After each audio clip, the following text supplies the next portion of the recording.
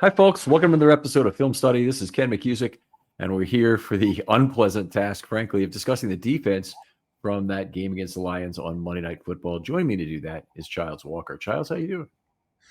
Doing well, Ken. Thanks for having me. I feel like usually over the years when I've come on during the season, there's been some sort of noteworthy element to the game that we're discussing. As you said, unfortunately, the noteworthy in this case is almost entirely to the negative. But so it goes. Yeah, I mean, it's occasionally I'm in at the radio station after a loss, and there'll be just every call will be somebody asking for somebody to be fired and whatnot. It's a tough day, I'm sure, for those kind of folks to go through in a way. We don't take calls. We do take your questions. Use hashtag Film Study Mailbag, please. If you have comments or questions, and we'll try and get to as many of those as possible. The Ravens lose a rare primetime home game, a rare NFC game, a rare Monday Night Football game. They've done a good job in all of those. This was not their night.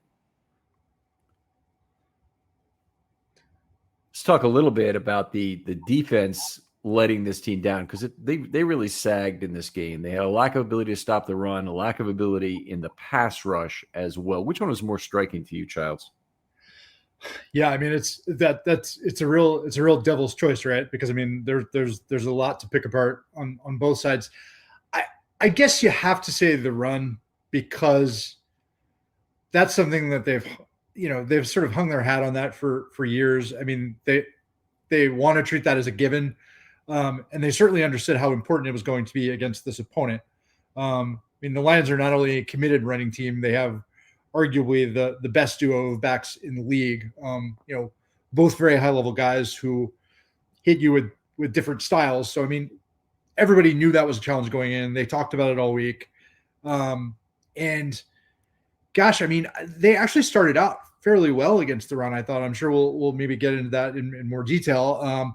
I thought actually they did a pretty good job, especially on Gibbs, who's sort of the more dynamic outside runner, at least early in the game, stringing him out and really holding him to a low per carry average.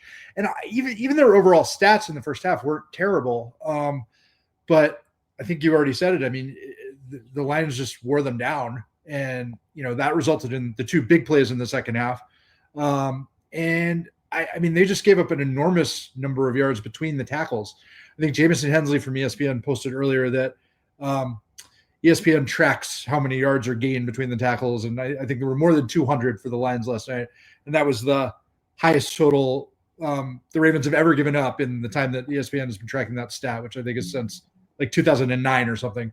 So I mean that gives one an idea of how unusual this really was. So I mean, I think that's the takeaway from the game. I do think that when you think about over the course of the season, especially if they're missing Madubuike for any length of time, maybe the pass rush is the more overarching worry, the thing that you're worried about when you think about what is this team going to look like in December or January. But last night, I think the run. Yeah, that surprises me on the 200 yards between the tackles, because they only had 224 total. But that doesn't mean they couldn't have had negative 20 outside the tackles. For all I know, They were getting stretched out. And there were certainly negative plays outside the tackles. Yeah. That was again. That was something I thought that they did relatively okay. Yeah, they did a good job. I would agree on that. And the pass rush, this team was so darn undermanned and outmuscled by the Detroit defense. I mean, I'm sure we will go through a lot of the reasons for that. But they not having Madubuike start was terrible. But they didn't finish with Travis Jones either. And that's one of the real concerns that I have, is if he's out for any length of time, the Ravens are in even more trouble than being without Madubuike. Not just Madubuike alone. Jones is a bigger loss than Madubuike even. I mean, and being without the two of them would just be devastating. I mean, at that point, I mean, you're just not talking about the same defense. I mean, you're in pure survival mode, and I'm not sure. I mean, there's nowhere to go to get guys like that, right? That's just not. I mean, those guys are special players, and I mean, you can't just reach and pull another one off the shelf. That's not the way that it works. And we saw some of that last night. Yeah, I mean, going back and watching the game today, again, it was startling how routinely the Lions offensive linemen won at the point of attack. I mean, it was just again and again and again, you would see, the Ravens front seven lose individual matchups. And I mean, the Lions also did a lot of effective combination blocking. I mean, it was just, give them credit. I thought they played a great game, both in terms of the way they called it, in terms of the way their skill guys executed. But I mean, really, their offensive line played a terrific game. And these things always cut both ways. So I mean, you give them the credit, but I mean, it was depressing to see just the lack of dynamism from any of the Ravens up front guys, including Travis Jones before he was hurt later in the game. I mean, he was not having a good game before he started to struggle physically. So I mean, it was just, God, it was a tough night for most of the guys on the defense. Yeah, I agree thoroughly on that. And the not having Van Noy is bad. You replace him with a guy that you come to realize, no matter how much they talk about David Ojabo being, hey, he still comes to work. He's a very important member of this team. We've got him on the fifth outside linebacker on the roster for a reason. Well, he was inactive for a big reason. That's pretty clear. And then he comes back, he plays 6 snaps. And this is on a team that is absolutely desperate to have some players pick up snaps. I'm getting a little bit of reverb from somewhere here. I'm not sure where exactly, but let me take a look at things and see if I can get that corrected. But anyway, that's something that in terms of Ojabo, they really needed one more player at outside linebacker to be able to help them out last night. They ended up leaning on Green and Robinson for most of the early rundown snaps. Yeah, I was surprised how few snaps Owe ended up playing, actually. Yeah, I mean, what you said about Ojabo is absolutely correct. I mean, we've seen the proof of how they regard him now. I mean, there's no ifs, ands, or buts about it. I mean, I think if there had been any takers, during the summer, they probably would have traded him. I think there just probably wasn't a market for him, even though maybe somebody out there has some sense that there's still untapped potential there. The guy who was thought to be a first round prospect back in the day, but I mean, Mike McDonald didn't come and try to trade for him. I know some people had speculated was that a possibility. So I mean, I just think at this point, he's just sort of a sunk cost. It's a pick that didn't work. Yeah. Oh, that's certainly true. And he is a player. I think there's basically 100% chance that somebody would pick him up if you cut him. Yes. He gets claimed on the waiver wire, but nobody's willing to give the Ravens anything for them. No, that's right. He will be on somebody else's roster next year. I mean, he'll be in somebody's camp next year. But I mean, the road to him having any kind of meaningful NFL career is very narrow now. And it's a sad story. I mean, it bums me out. It's not that the guy doesn't care or doesn't work hard or any of that. I mean, it just hasn't worked. I mean, some of it due to bad luck, but this was kind of his last chance with the Ravens, and it's just, as you said, they need him, and it's not happening. Yeah, if you would figure he'd be out there for at least some. Hey, it is. They've really very narrowly focused the snaps for Odafe Owe, and he played well last night. He was one of the guys who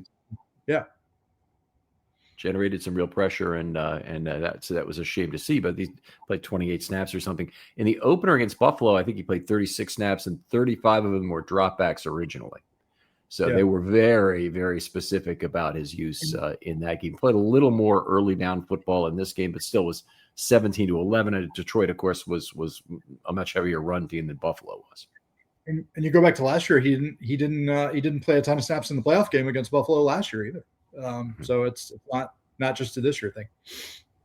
Yeah. So anyway, this is Mike Green's time to shine. It's obviously Tavius Robinson's time to shine. He's played well, but boy, are we waiting for the media to tell us, which really means we're waiting for Harbaugh to tell us when those guys are coming back. Yeah, I mean, and we didn't have Harbaugh today. I mean, normally we get him the day after the game, but the day after a late Monday night game, he didn't talk. So we will not get a chance to pose him the question to pose those questions to him, until tomorrow late afternoon. But he was asked about Madubuike again after the game, and the post-game presser said he did not have an update. I don't know if there will be a clear update this week or not. But I mean, you can't help but worry, right? I mean, anytime you hear neck, Mm-hmm. you know, you start to think, you know, is IR sort of the best case scenario, like a 4 or 5 week out? Is that really the best case scenario? I mean, you don't want to speculate on injuries without concrete information, and I have not heard anything concrete, but Yeah. I mean, I think everybody is sort of worried and waiting.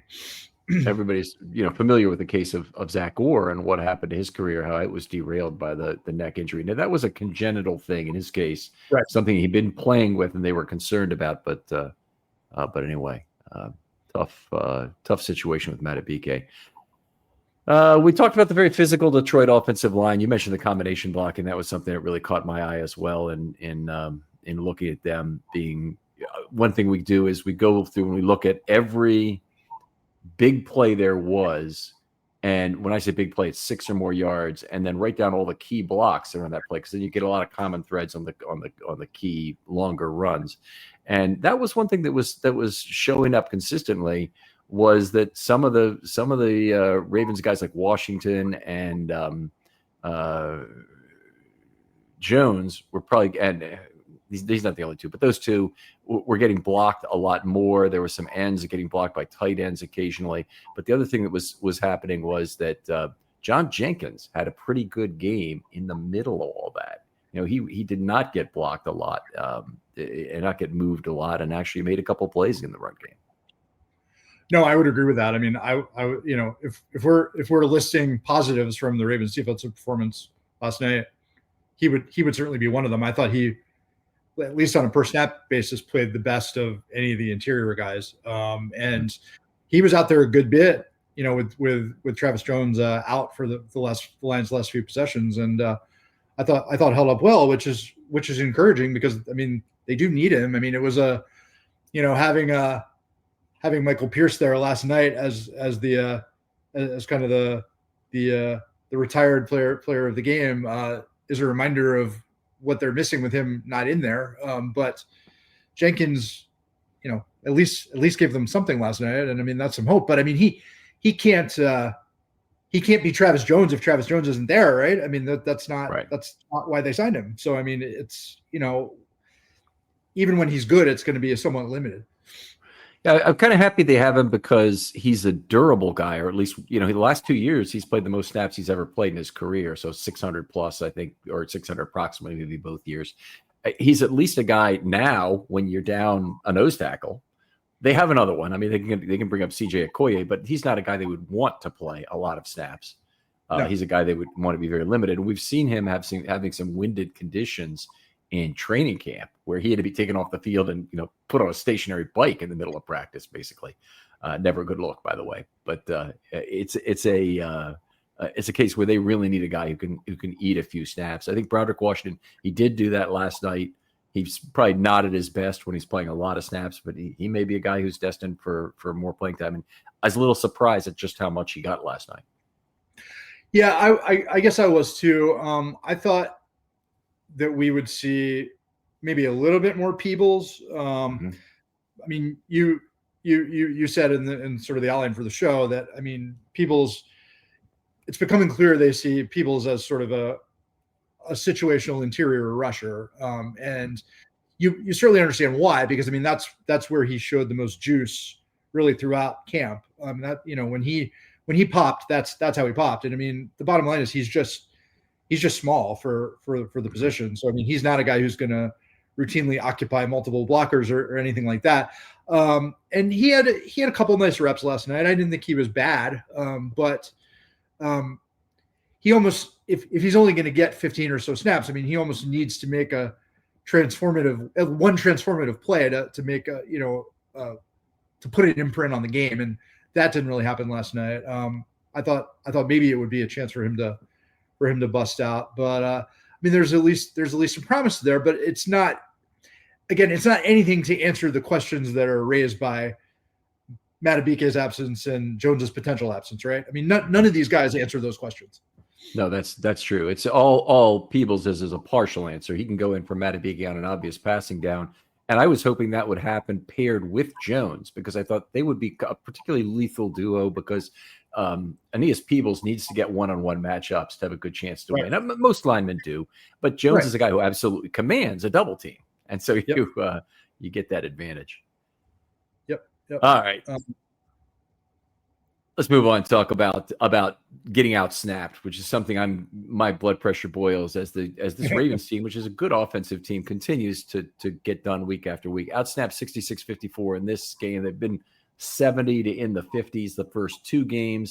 They were 38-21 in the first half. It looked like it'd be worse than anything we'd seen so far.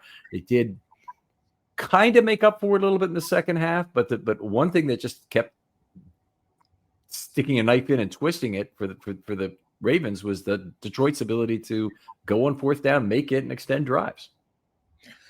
Yeah, and I mean, I think the fact that the you had the extreme snap disparity in the first half probably had a little bit of an exponential effect, because I think it probably did contribute to wearing out that undermanned defense.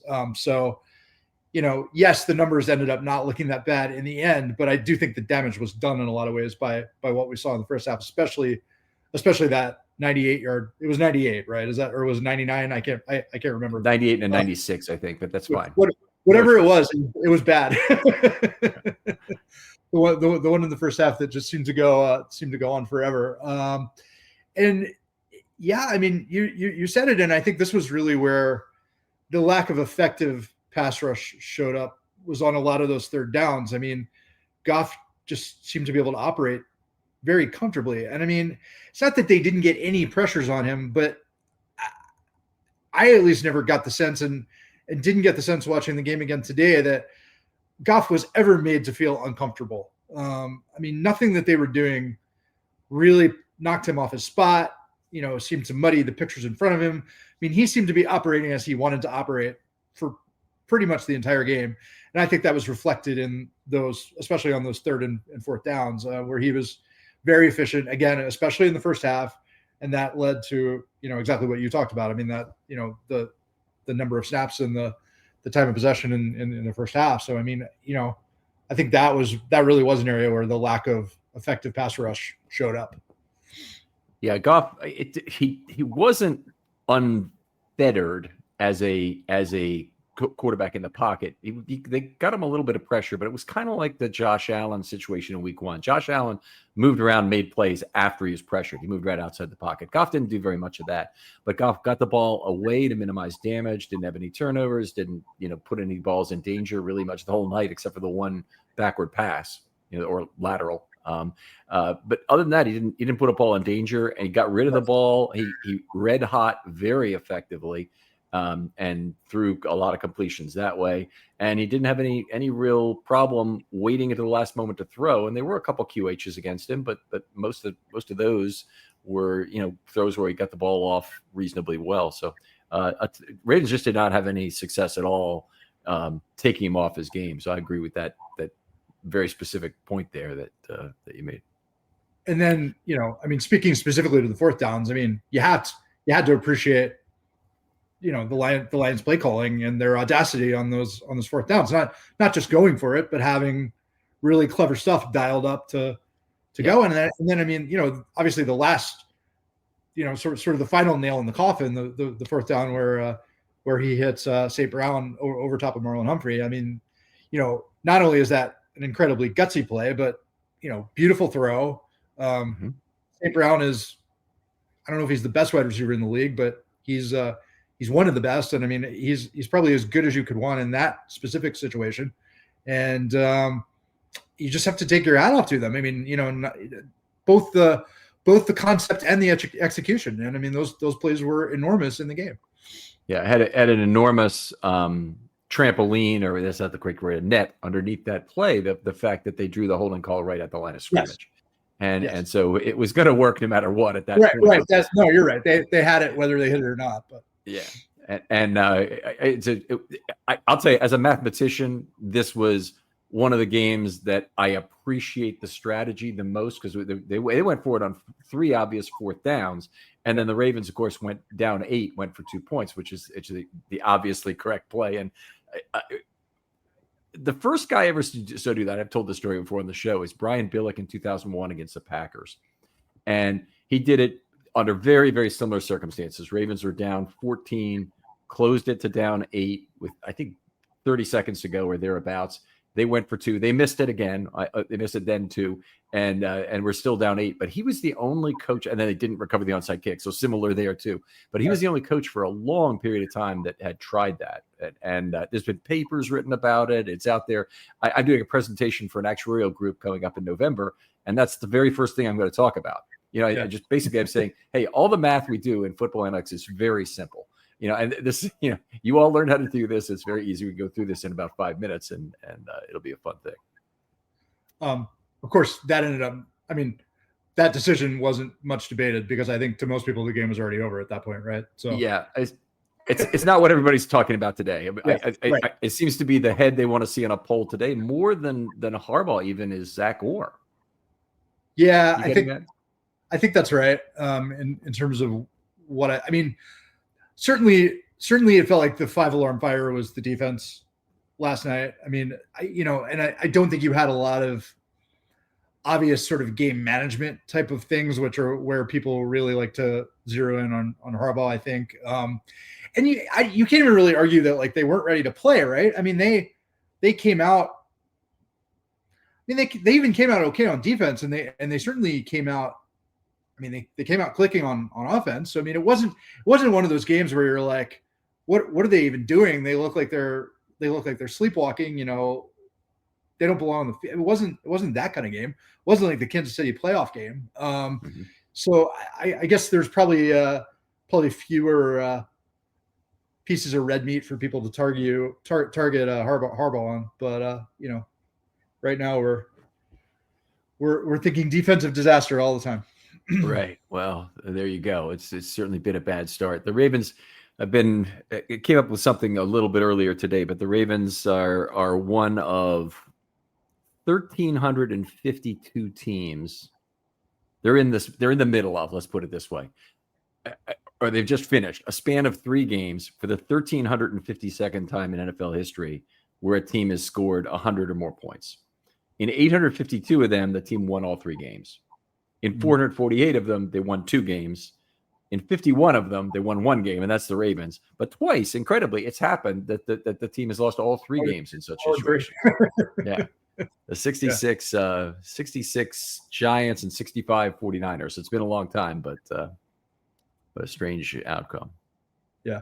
But one thing that we see.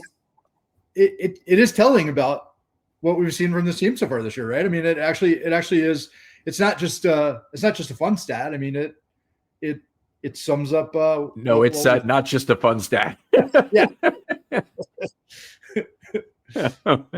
It's not a fun stat at all. I'll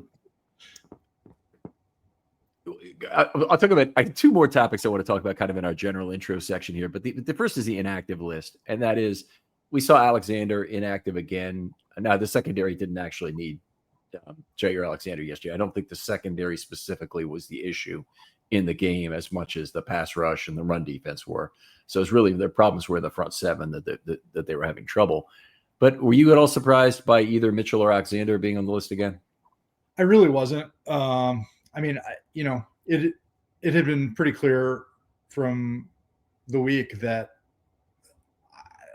I think Alexander himself still felt like he wasn't quite where he wanted to be physically. So, I mean, that's very much been a collaborative process with him and Harbaugh. And, they took the step back after the Buffalo game. And I think essentially have agreed that, until he feels ready to play like himself, they're not going to force it.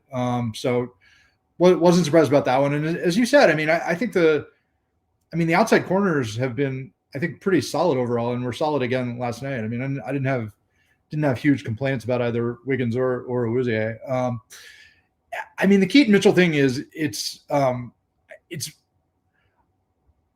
hard not to be frustrated for him just because it's been such a hill that he's had to climb to get back. And, there have been various points where I think he felt like he was there, and, then to get into another season and they essentially don't have a role for him right now. I mean, it's narratively unfortunate, but it's not surprising. And I think Harbaugh has been pretty clear in laying out why they think there's not a role for him right now. And I think Rasheen Ali has been good enough on special teams that, I mean, it's not.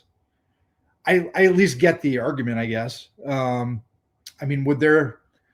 You think about it? I mean, would there have been gimmick plays that you could have put Keaton Mitchell in on last night that might have flipped the game? Maybe, but I mean, the odds of that are low, and I mean, they just don't. I mean, the coaches don't see it right now. There's no other way to put it. I mean, they don't see an urgent need to get him on the field right now, and injuries may change that, but given the current personnel, that doesn't seem to be changing, and I'm not sure what he would do. I mean, if he could show them something in special teams practice during the week that would change their view of him as a return guy versus Ali as a return guy, maybe that could happen, but there doesn't seem to be any momentum for him right now. Right. I'm hearing that. And that's certainly the words that Harbaugh is saying would tell you that directly is, we just don't have a spot for him right now. It's a good problem to have, but, special teams tips the scales. I think if you were forced into any kind of substantial number of carries for Rasheen Ali as opposed to having Mitchell, I think you'd feel very differently about it. And yes. I think that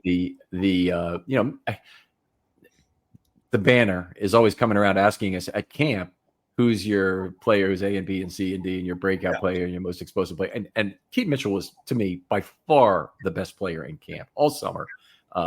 Has been the most explosive player, the most dynamic player. I can't usually tell with running backs, cutting on a dime, all kinds of bursts shown. I mean, I was so excited to see him play in that first preseason game. And then my first concern is, let's get him out. This guy's too valuable, Yeah. I mean, I guess the most immediate avenue for him to get playing time would be something that nobody wants to see, which would be some sort of injury to Justice Hill. I mean, that would get him in the game plan conceivably in a major way. But I mean,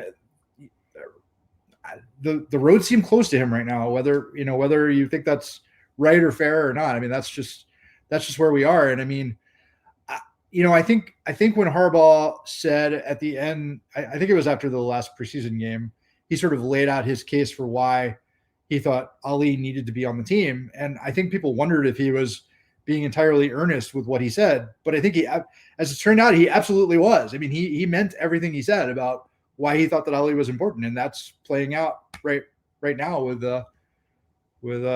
their game day roster. So, I mean, that's, and until something from the outside changes it, this is where we are with that.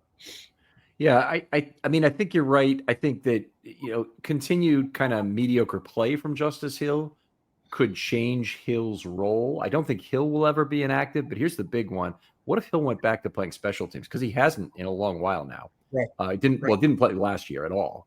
So, but what if you put him back on special teams because his role as the number 2 running back was not as important?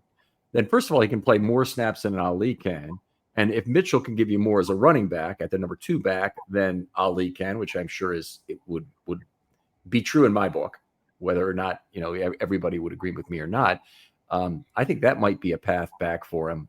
Hill's had a lot of problems. The 37-yard reception last night, even though it was in garbage time, I think it was a big play for him because he hadn't really been explosive at any point, and just not going down on that play and then still realizing, keeping his bearings there and moving on for the first down there was really nice.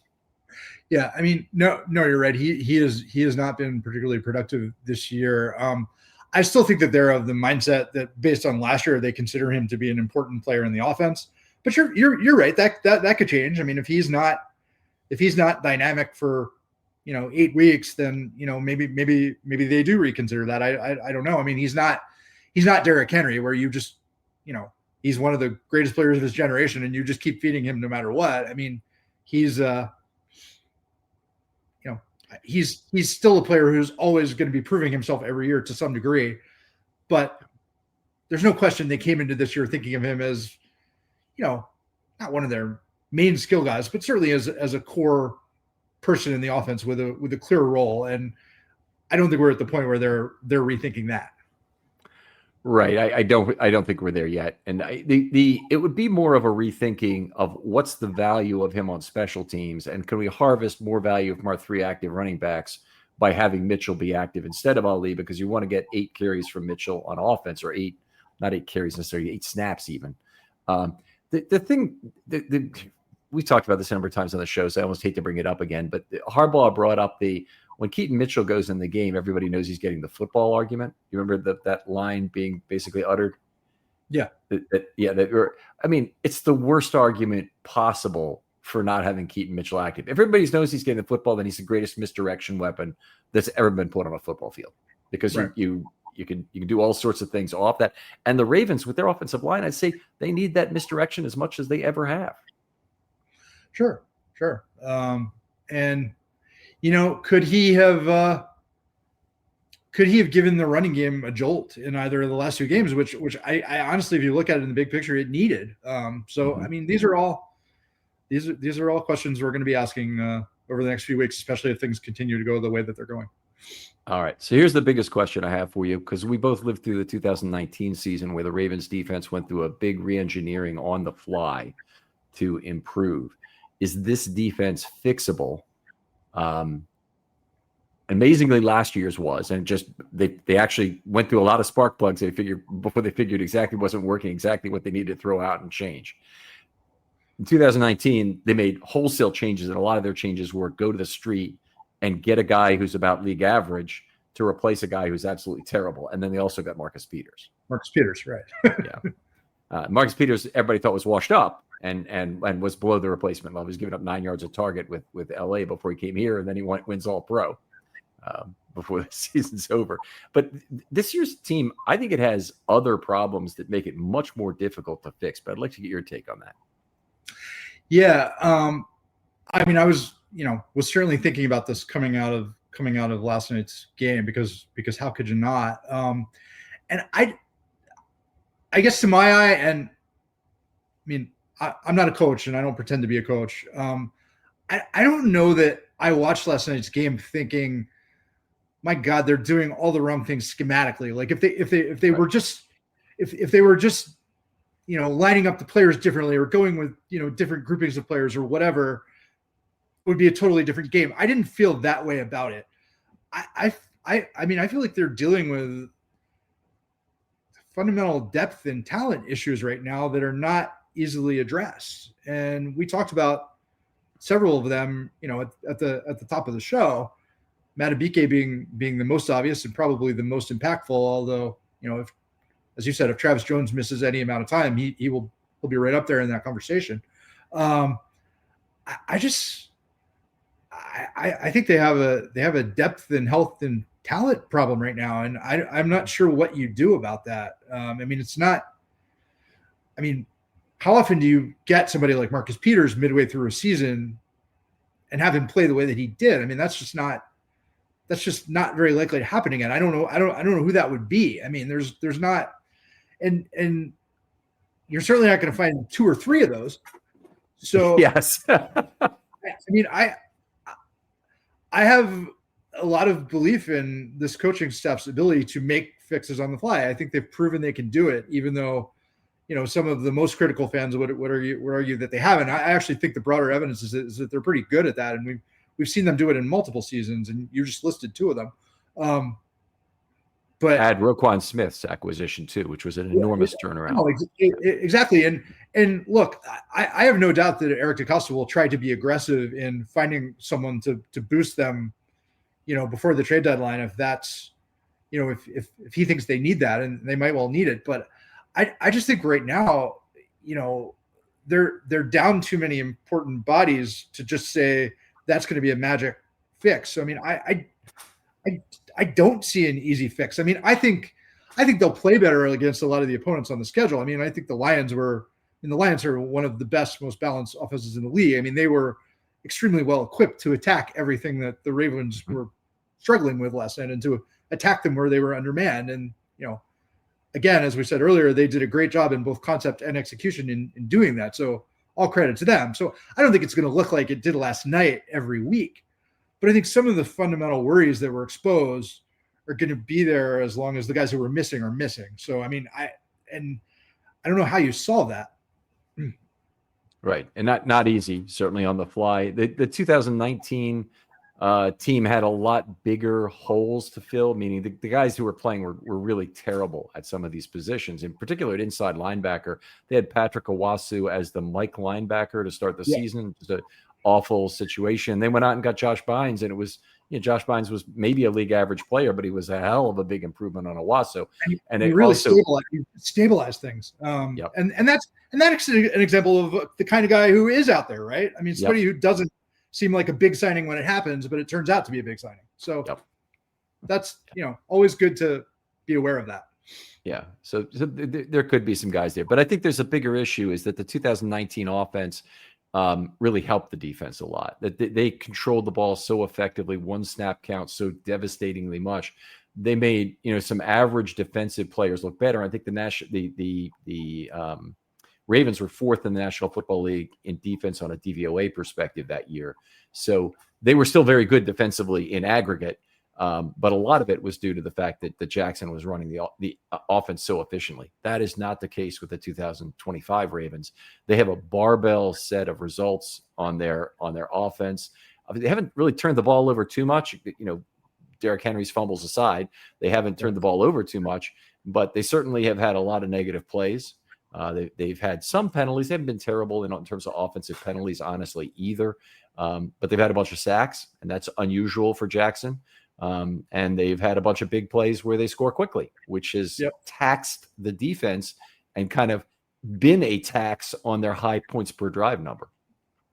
No, it's a defense that's overextended going into the game, and it just gets progressively more overextended because of the style that they're playing. I mean, and again, we saw them stretch beyond the breaking point last night. And, will that happen every week? Probably not, but you gotta be worried about it. All right. A few more general thoughts about this game. The Lions converted 7 of 14 attempts on third down. If you look at the Ravens column, you see they'll be 6 of 11 in there. But the Ravens were 0 of 1 on fourth down, so it was really still only 6 of 11 on third and fourth down. And the Lions 3 for 3 made them 10 of 14 on third and fourth down. So, that's a whole different world in terms of success, moving the ball and keeping it. Ravens allowed 12 rushing first downs in the game. That boggles the mind to me in terms of a number. They had only 3 defensive penalties. When I say only 3, that's not a really small number, but it's not as terrible. They were all 5-yarders, illegal contact, defensive hold. Obviously, one of them came at a terrible time. 2 of them ended up being declined. That's not the way to look at it. It's 3 penalties that they had, which all would have been first downs, under those circumstances. It's a game where they did a lot of the things a little bit to a lot wrong in the game. And it ended up that the Lions did a lot of those things right. And, you really go back to it, and one miss on fourth down by the Lions, and, this game could still be in doubt right now. Well, probably not now, but, at 11:30 last night. Sure. And I mean,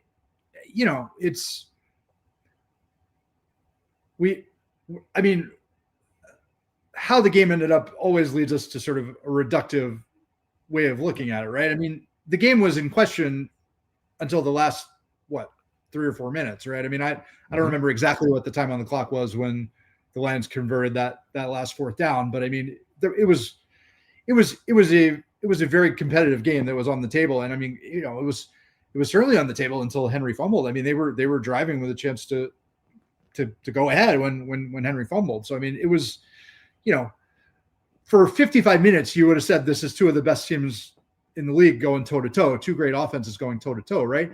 And I mean, as bad as they were in aggregate, I mean, the defense did have a stop and hold them to a field goal on two drives in the fourth quarter. So, I mean, it's not like the Lions rumbled down the field on every possession. So, I mean, it was, I think we all came away as saying that the Ravens were cleanly beaten by a really good team. And that's true. But I mean, they weren't run off the field. I mean, this was not an uncompetitive game like the game against the Lions 2 years earlier when the Ravens just trampled them from the start, and it was no contest. So I mean, we can certainly get too negative at this point, but I don't, even saying all that, I don't know that it doesn't wipe away the worries that we're expressing about the defense. Right. So it is something, as much as the Ravens have some options, and I think I would expect aggressiveness too from DaCosta in terms of going after it. And I'll trust his judgment because I think he's usually been pretty good about that, Odell Beckham aside, in terms of going out and spending money appropriately to go after a player who can really help the team. But this may be a year where they have to look honestly at who they are at the trade deadline and say, look, we either need to try and sneak into the playoffs, maybe through the back door. And that might not even be as bad as people think. It could mean 11-6, 10-7, win the division still, get in via that. That's very possible with a record like that. I mean, that's the thing. I think they're probably still a solid favorite to win the division, despite starting 1-2. Yeah.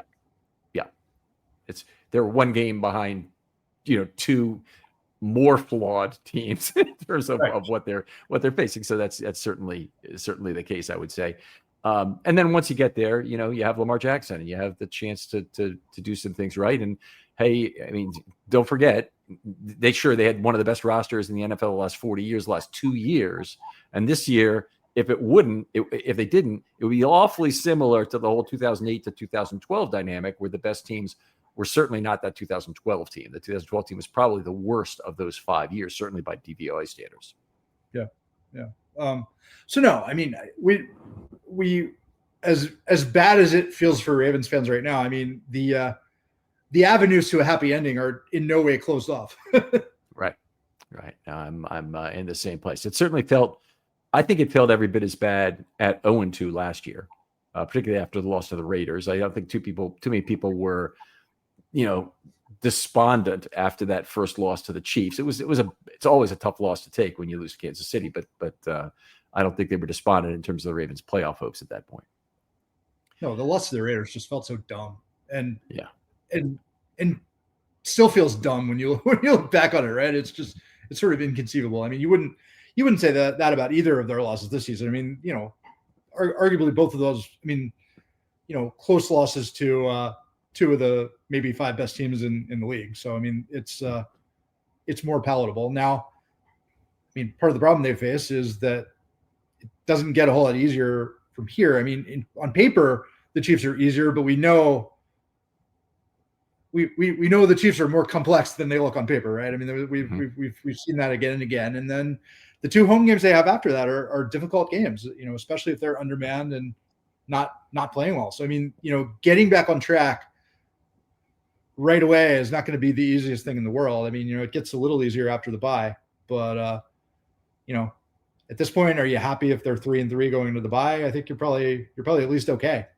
Yeah, I'm okay with that. I want the win to be against one of the wins to be against the Chiefs, but yes, I'm happy with 3-3 at the break right now. If you hit 3-3 and you have a win against the Chiefs, here's the thing: you're still every bit in line for the number 2 seed, and the number 1 seed is up here. The number 2 seed is a substantial portion above the 3 and the 4 seeds, because the 3 and the 4 seeds, they're probably going to have to play their second game on the road. The 2 seed, if you win, you play at home a second time. So it's so important to get that. It's important for your season ticket holders too. I mean, you get a chance at 2 home playoff games. It's nice. And with the state of the AFC this year, there's a good chance you're playing a not very good team in the first round, right? I mean, that's the other factor. Yeah. Okay. Could well be the Steelers. We're way ahead of ourselves now. Yeah, I know we're a little bit ahead. I'm going to look real quickly at the packages the Ravens played in this game, because there's not a lot to tell. But one of the really disappointing is they lined up with 4 defensive linemen on the field twice, the jumbo package, 2 runs for 35 yards, both on short yardage. I think one was 4th down, and one was the 31-yard touchdown run that basically sealed the game, but put up to like 2 scores. And the other one was the 4th and 1 from the 4-yard line. That was a touchdown run also. So they have 2 touchdowns, both on run plays, putting in the heaviest possible run-stopping package they can on the field. Not what you want. No, not the ideal outcome. Played 12 snaps a base, gave up 60 yards in that. Nothing to really say about that. Other than that, then the Lions are perfectly happy to run at the base defense. So the Ravens obviously did a good job of predicting when the Lions would run get in their heavier personnel with 3 down linemen. That means that. So I thought that from a coaching standpoint, I thought that went well for on the night at least. Didn't play any big nickel again. I keep wondering when they're going to be able to move Hamilton up the line of scrimmage. You want to fix a run defense? You want to fix any kind of underneath passing game? I mean, Hamilton is one of the few options available to you. He might even be a guy who could get the pass rush going in terms of an extra asset that they haven't been deploying yet. But I think the Ravens are going to have to start considering some other options along those lines. And I do think, Childs, you're absolutely right with your earlier statement about there's certain people that will tell you everything's wrong about the scheme. I found those people tend to know less about football than just about anybody I've met. Or if they do, they just enough to be dangerous kind of thing. But there's an arrogance certainly that goes with it to do that. And probably if any Ravens personnel are listening to this, they're going to say, you just applied that same logic to the old Keaton Mitchell's got to be active notion, But I do think that there's a certain arrogance that comes with saying, I know better how to run this offense than whoever is coaching it. It's an interesting dynamic there, obviously. And yet we're fans. We pay. We're entitled to make our comments about the team. Yeah, I mean, look, that's part of the deal, and they know that. I mean, the coaches know that. Yep. Rush nickel. They got back to playing a little bit of that in this game. 3 snaps only, but they lost Kyle Van Noy. They only had 3 outside linebackers really available to them because they weren't using Ajabo at all. And they still were in such a bad position with their defensive linemen that they trotted out that rush nickel, which puts 3 outside linebackers plus Aeneas Peebles on the line of scrimmage. They trotted that out there 3 times, so that was interesting. The standard nickel was the basic thing they played, 44 snaps, 6.3 yards per play. One of the things that's frustrating about a lot of this is you go through every split for Goff, every type of pressure, every number of pass rushers, just about anything, and he's always like 6.5 yards average on everything. Lions, got 6.5 yards per play this way and this way and this way and this way, and it's just very frustrating. There wasn't anything that they did schematically that really worked well. Well, right, and that feeds back into what we were just saying. I mean, it didn't feel like there was a sort of tactical magic bullet. Yeah, that's true, and I think they did try a lot of them. Actually, we'll get to some of that with the pass rush. They play that 4-corner dime again. I'm one of the things that's kind of bothered me a little bit. Bothered is the wrong word. They think they've got their 4 best defensive backs out there to put TJ Tampa on the field, and Tampa's been pretty good. This year, I don't have any problem with how he's played. If you put a third safety on the field, that allows you to move Hamilton up front.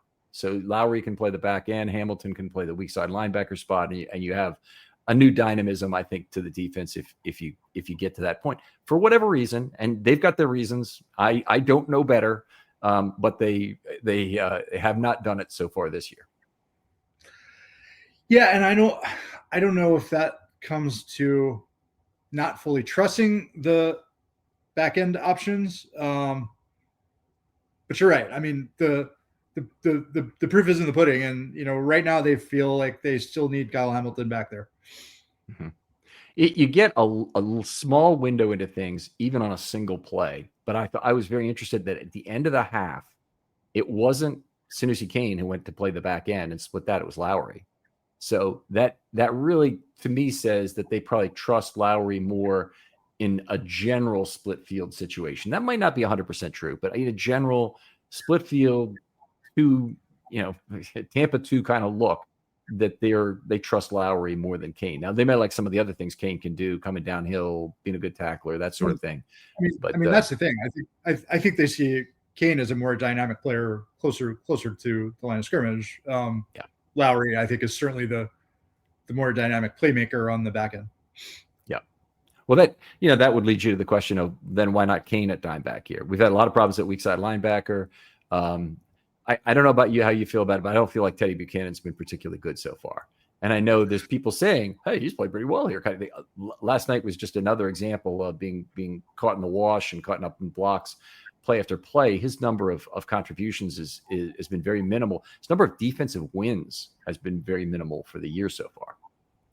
Yeah, I mean, I thought he quietly did not have a good game last night. I mean, I don't know that he did a lot that sort of jumped off the screen as, oh, he's the reason why they're floundering, but he wasn't any kind of fix either. So it is interesting to me the degree to which they've gone all in on him over Simpson. I'm not sure that the evidence that I've seen on the field sort of validates that, at least not to the extreme that we've seen. But the trend is only going one way, it seems. Yeah, I'm with you on that. I think there's another dynamic in play here. I think that they need to make sure that Buchanan is as far along as he can be in case anything happens to Roquan. So if Roquan were to get hurt, Buchanan is the only guy who can step in at Mike. That's not a spot that you want Simpson in. So they want to have him as prepped as possible for this. I don't really think it's about who's the better weak side linebacker right now. I think that could well be Simpson, and it might be Simpson if obviously again if something happened to Roquan. But I mean, or maybe I guess the question though is, I mean, are you essentially turning Simpson into a non-player, right? I mean, that's like he's still a developing player in his own right. And I mean, maybe they've decided that they sort of know what he is, and they're not they don't see him as a guy with a lot of upside left that's for them to tap. I don't think they would say that, but again, the proof is in what they do. I'm just not sure that what I've seen has told me that. I agree with you. You don't want him, stepping in for Roquan, but does that mean there's no way to get production out of him where you're maybe not getting it out of Buchanan? I'm not sure of that. I mean, again, what I've seen has not told me that definitively. Right. You're right to point out that the actions are louder than words. I think Harbaugh was quoted at some point during this offseason talking about Ajabo's upside and how much he liked Ajabo's upside. And there's the other guy who's in his fourth season. If you ever wanted to play up a player for trade value, for the potential of him motivating him to have a big year potentially, that might be a guy you do. I get the sense from the way John has talked at the podium from time to time that he's very concerned about Ajabo's mental state.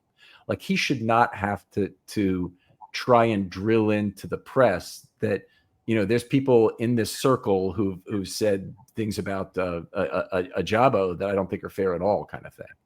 I don't think that's necessary with the bulk of players, but it may be necessary in terms of Ajabo because he may be really down on where he is right now in the National Football League. Yeah, and I mean, I think part of it is just that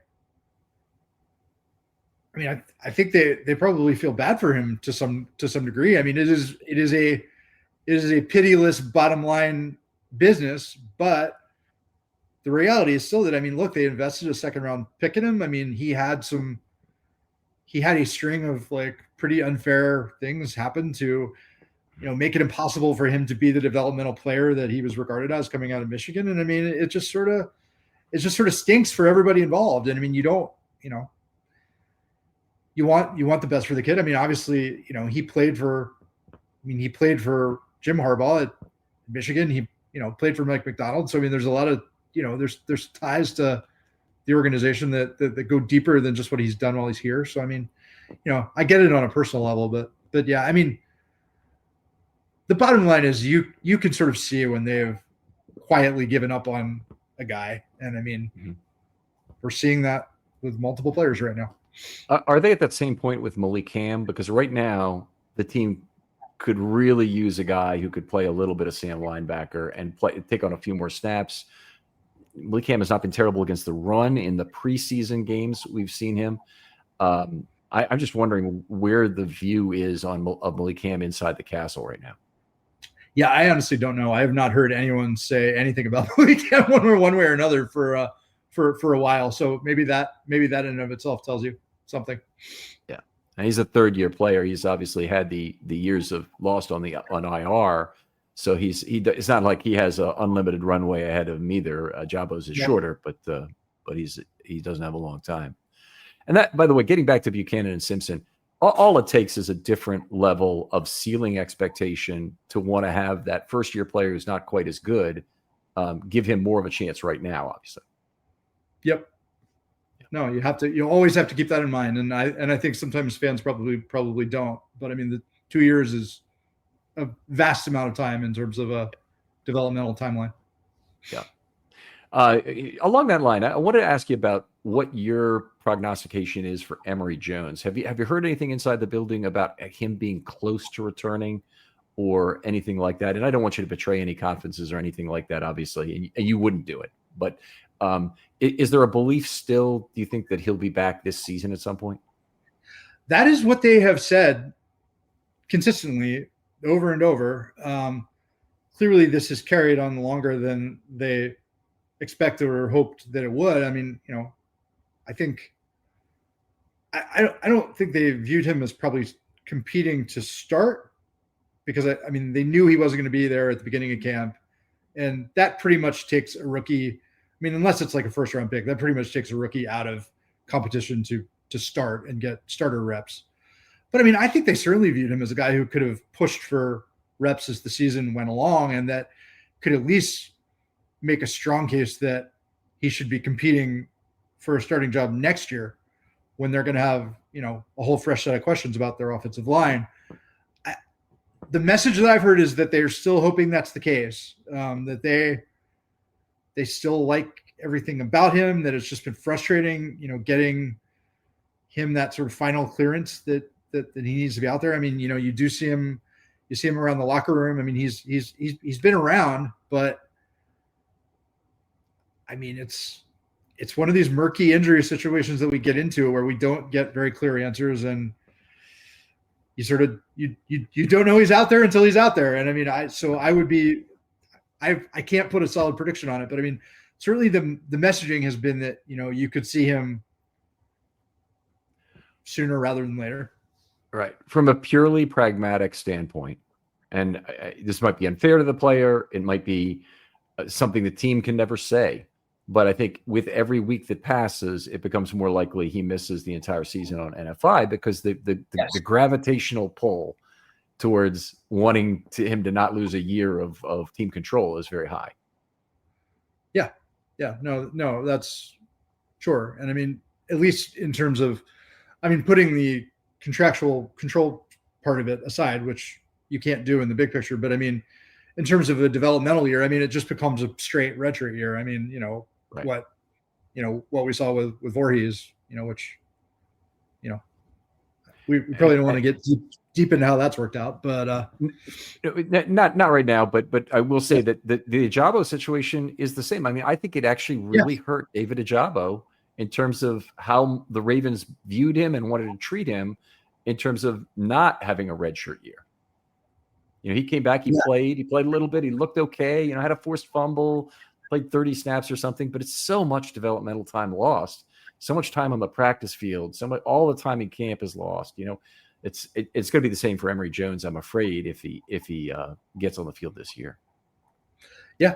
I mean, it's just, I mean, it's hard for the vast majority of rookies under the best circumstances, right? Mm-hmm. And I mean, it's just, I mean, you can't overstate the impact of the time that he's missed already. I mean, it's, this probably there. I mean, odds are it's going to impact the shape of his entire NFL career, right? Mm-hmm. People don't think in those terms this early, but in a lot of cases it does. And I mean, it's unfortunate, but that's the truth. Yeah, I mean, and he actually might be in better shape if he defers free agency for 1 year, has a full 4-year runway of takeoff time. And the Ravens have shown they're great at developing offensive linemen, and they follow a very predictable path in terms of the amount of improvement year over year you can expect from a guy who produces at a C or C minus level, early on in his career. You're like, wow, I'm excited about this, because he could be good. But if you have a year less of total runway, you often miss the Ryan Jensen 4th year or the Ben Powers 4th year that really gets you paid. Right. All right. Childs, such a pleasure talking football with you whenever I get the chance. Can you tell folks where they can talk football with you online? Yeah. I'm on Twitter. I mean, at Childs Walker, and you can read me in the Baltimore Banner. That's and I know we discussed this the last time I was on, but that's a new thing this year. So if you're not already subscribed to the Banner, please subscribe. I'm there. You get your Jonas Schaefer, you get your Gianna Hahn, you get all kinds of columns. Kyle Goon, right? Yeah, Kyle Goon with lots of strong opinions, and I mean it's so yeah. I mean I think it's an important publication on the Baltimore scene. So please subscribe if you haven't. Are you doing pure sports writing for them? I think I asked you this last time, but you're a very versatile journalist in your background. I've done a lot of political writing and whatnot. What are the banner? Do they have a plan for you? No, I'm doing straight sports. Okay. As of now, has been no talk of anything else. So, do you have a beat other than the Ravens for off season? No, I mean, and this has really been the case for me. This was really the case for me at the Sun as well. I mean, it's the Ravens are sort of the regular thing that I do, and then it's just sort of looking for what we think are some of the best other stories that I can sink my teeth into a little bit, and do in a little bit more depth, and have already had a string of non-Raven stuff that I've done since I started writing for them as well. So it's been good. All right. Well, very good. Wish you the best, certainly in that new station on the long line. Other folks out there, thanks for all your loyalty of listenership. Please pass this show along to that one person who might enjoy Ravens content that doesn't know about the show yet. In fact, show them how to play the podcast directly off the website is what I tell you to do for an old person who doesn't generally download podcasts onto their phone. So I'm very familiar with that type of person. Childs, thanks again for coming on. Thanks, Ken. And we'll talk to you next time on Film Study.